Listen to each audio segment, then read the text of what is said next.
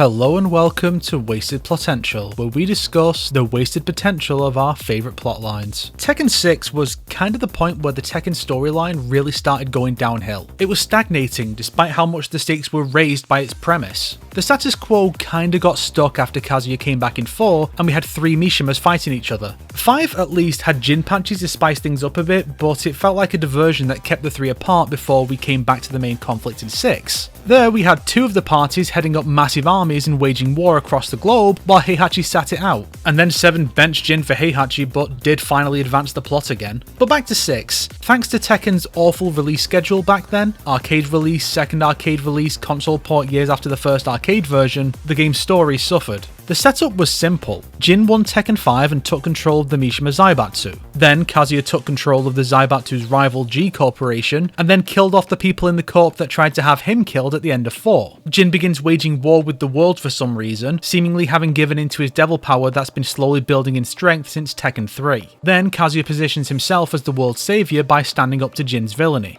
Good stuff. And then we look at the rest of the cast, most of whom have their own motivations for going after either one of the two. Revenge, being a hired gun for the other, wanting to put a stop to the conflict, and 2 separate prophecies about the clash between the two leading to the end of the world. Combine that with the final boss being a mysterious being with a connection to the origin of the enigmatic devil gene that fans had been wondering about since it was introduced back in Tekken 4, and we have the makings of a truly epic finale for the Mishima saga, or at least a major turning point. But that awful release structure rears its ugly head. See, between the arcade release with all the character bios and the final console version with the endings and the story mode, there was the little matter of the Bloodline Rebellion re-release. Through this, Tekken 6 gained 2 of the series' most controversial new additions, Lars Alexanderson and Elisa Boskonovich. Being the big new additions, the developers opted to make them important to the story, and it's about as natural as a new girl in a Persona re-release. Scenario campaign follows a freshly amnesiac Lars as he teams up with an equally amnesiac Elisa as they seek answers and become embroiled in the global conflict. It eventually transpires that Lars is Heihachi's bastard son, Elisa turns out to have been designed to serve Jin, who uses her as a tool against Lars for some melodrama.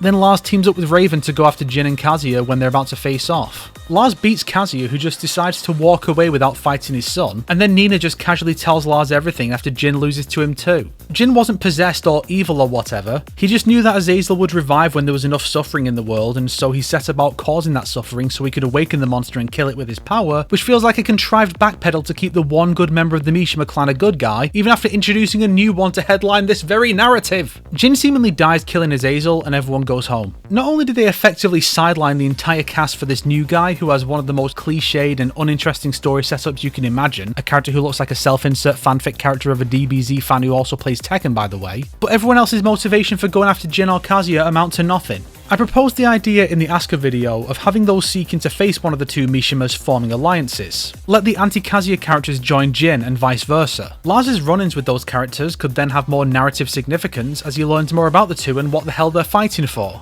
Maybe Scenario Campaign could have been divided into 2 campaigns or had 2 different endings, one for the anti-Kazuya forces and one for the anti-Jin forces. Either both get unique stages or the same ones but with different bosses, e.g. the anti-Jin forces fight Nina in stage 4 while the anti-Kazuya forces fight Anna in the same arena. Kinda like Marvel Ultimate Alliance 2's Civil War split. Clearly this whole thing was building up to this massive battle where half the cast pick a side and duke it out for some of that big flashy spectacle the series loves so much now. Just picture Asuka, Lily, Steve and Miguel joining Kazuya, Anna, Bruce and Ganryu, while Leo, Paul and Hwoarang join Jin, Nina and Eddie, all while Jinrei, Julia, Zafina and Lee form a group to stop the conflict. But no, this series is thoroughly uninterested in exploring any character not tied directly to the Mishima bloodline, even if they're related to members of that bloodline. I don't even know what the series story is trying to do anymore. New secret or enigmatic members of the Mishima family being thrown in and either not mattering at all, or being the only one who does, focusing the 3-way conflict on just 2 characters per game to drag out a plotline that should have ended in Tekken 4 or 5. The series needs some new blood on the top creative side because it's been spinning its wheels for 2 fucking decades. If you liked this video, why not subscribe and support me on Patreon like these fine people here? If not, then make sure to share it with your enemies so they can suffer along with you.